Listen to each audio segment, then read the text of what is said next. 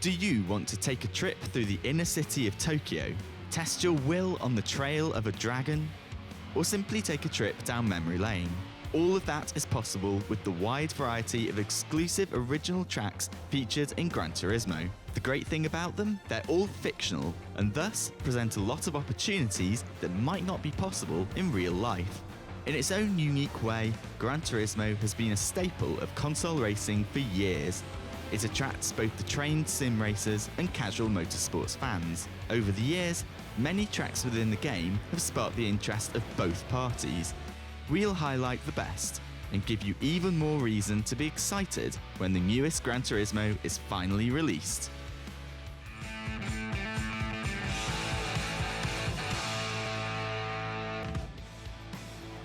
We'll start with a breath of fresh fire.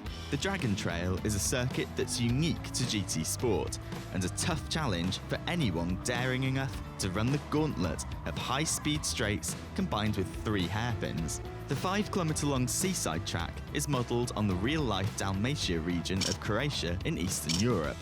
Therefore, a beautiful scenic view accompanies high-octane sections. This circuit is shaped like a triangle, with 3 different types of hairpin at each end. This makes every sector totally unique to drive. The Dragon Trail also offers altitude changes for an extra bit of fun. While they're not very subtle, they still add flavour to an already awesome racing venue. By far the most challenging part, however, is the bus stop chicane later in the lap. The community has christened it the Chicane of Death because a lot of races take a horrible turn here. If you want to stay on track, then be sure to subscribe to our YouTube channel and hit the bell so you don't miss out on any future videos such as this.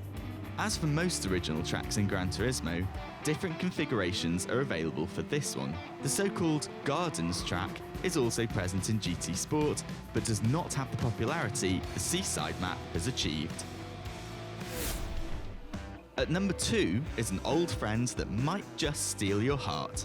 The Grand Valley Speedway is everything a driver desires. It has long, sweeping corners and a technical level that requires both a steady hand and quick reflexes. The track appeared in Gran Turismo for the first time in the earliest build of the series. Before a Gran Turismo ever saw the light of day, the game was called Test Drive and features a mini version of the later fan favourite.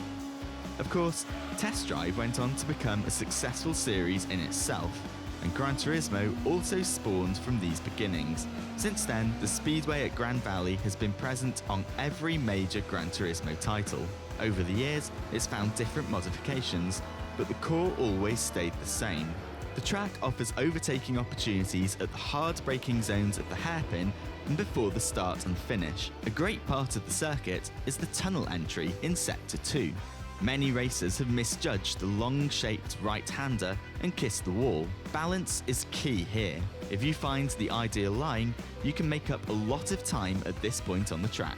Especially with high-speed vehicles, this track is a treat to drive, and if you don't feel as frisky, even cars with less power can set the speedway ablaze.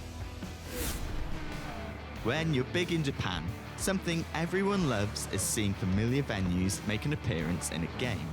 Gran Turismo turned their Japanese fans into happy players when GT Sport introduced the street circuit of the Tokyo Expressway. The track tries to resemble the real-life highway all around Japan's capital. Usually filled with busy people on their way to work, it's only home to the sound of roaring engines in GT Sport. With its 5 different versions, the track's versatility is unmatched. All are differently shaped and with unique features. The central outer loop almost drives like a mini oval, with a few feisty corners, while the south outer loop almost looks like a toned-down Baku from the F1 calendar. The different loops are perfectly attuned to each other, and even though they are separate circuits, all of them resemble real-life lanes people take on their way into or out of the city. If you've ever been a fan of an inner-city car tussle, this is the one for you. Finally, it's time to look at the OG. Let's all bow down at the altar of Trial Mountain. As seen in the early gameplay trailer of GT7, this track has been the gateway for many becoming hooked on the series. Trial Mountain has been part of the Gran Turismo family since the very beginning and has seen some very big changes. Most are mainly from a graphics perspective, but the GT7 trailer showed a massive redesign, including a new final chicane. The circuit is widely regarded as relatively easy to drive. You have some blind corners that can catch unsuspecting racers off guard, but a lot of the track is straightforward. With a few modifications, it remains to be seen how much the newest version will resemble older games, but fans are already hyped to get their hands on the wheel and test it. Undeniably, Trial Mountain has come a long way and will most likely stay for future releases. For many, it was an entryway into a Gran Turismo game, and that's why it remains so special to the fanbase. Original tracks are a cornerstone of Gran Turismo's success. They offer players and fans something to get excited about, as they cannot be found elsewhere.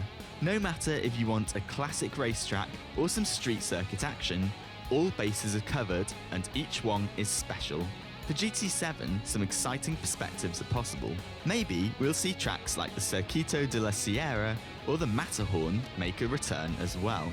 Have we missed any of your favourite original Gran Turismo tracks? Tell us in the comments below.